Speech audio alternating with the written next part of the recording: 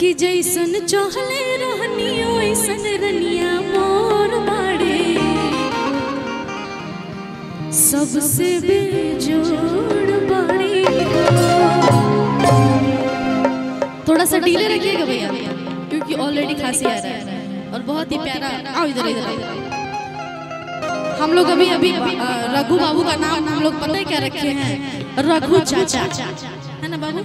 तुम बहुत अच्छे हो, बहुत अच्छा गाते हो। गॉड ब्लेस यू, अच्छा गाओ, ठीक है? बैठो। साल को लोड ठंडी लग जाएगी। हेलो हेलो, थोड़ा ढीले रखिएगा, ठीक है? बड़ा नीक लागेला बलम जी के बोलिया, जब से आयल बाड़ा। सामने वाली लाइट को वाइट कर दीजिए, थोड़ा सा कैमरा में दिखाई भी देना चाहिए ना। अपन घरे डोलिया। आज बाबू क्या हुआ? तबीयत खराब हो गया? तबीयत खराब हो गया? नहीं ठीक हो। बन के हमरा जिंदगी, बन के हमरा जिंदगी में आइल जो सावर लगो जैसे चाहे मोर सावर लगो इतने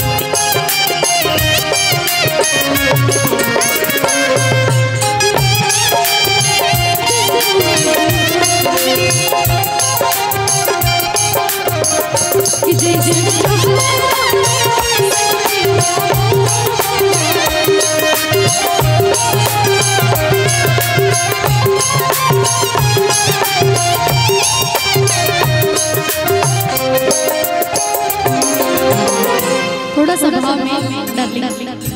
दिलवा के हाथ से कहलो ना भरल मलाई तो देह सीधा,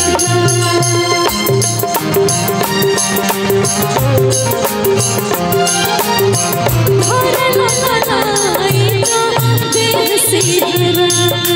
भैया थोड़ा सा आप बहुत अच्छी एक्टिंग करती हैं, नो डाउट, इसमें कोई शक नहीं है। और ठंडा लग रहा है, हालांकि आपको तो ठंडा नहीं लगा, तो डांस कर रही है। ठंडा हमको लग रहा है, मैं गा रही हूं। दिलवा के हाल हमसे कहलो ना भरल मलाई दिल सीधा।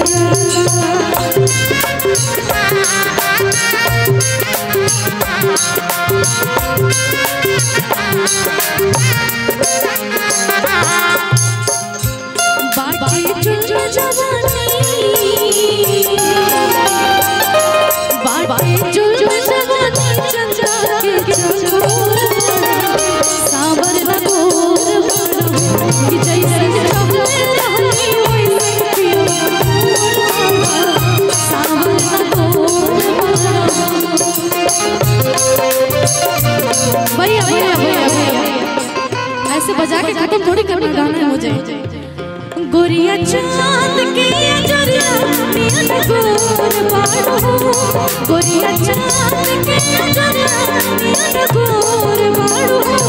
तुम्हारे जोड़ के हुई कैसे जोड़ बाड़ो, तुम्हारे जोड़ के हुई कैसे जोड़ बाड़ो।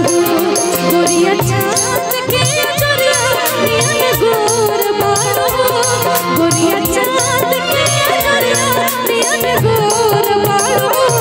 तुम्हारे जोड़ के हुई कैसे जोड़ बाड़ो, तुम्हारे जोड़ के हुई कैसे जोड़ बाड़ो। कि जैसे चाहे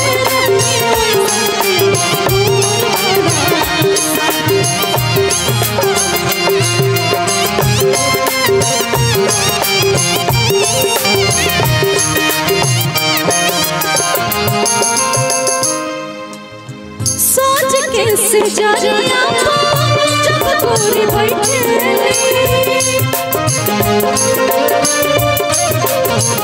भैया पहली बार मैं भी बैठी और अच्छा लग रहा है, कंफर्टेबल।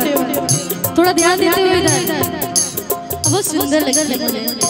पता है भैया डॉल होता है ना, डॉल तुम लोग हमारे तीर मार अब डॉल जैसी लगती है ना, डॉल जैसी लगती है ना। सोच के सजरिया जब गोरी बैठे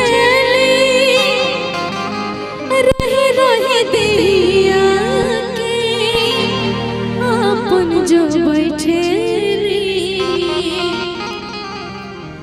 बाटे जुल्म जवानी, बाटे जुल्म जवानी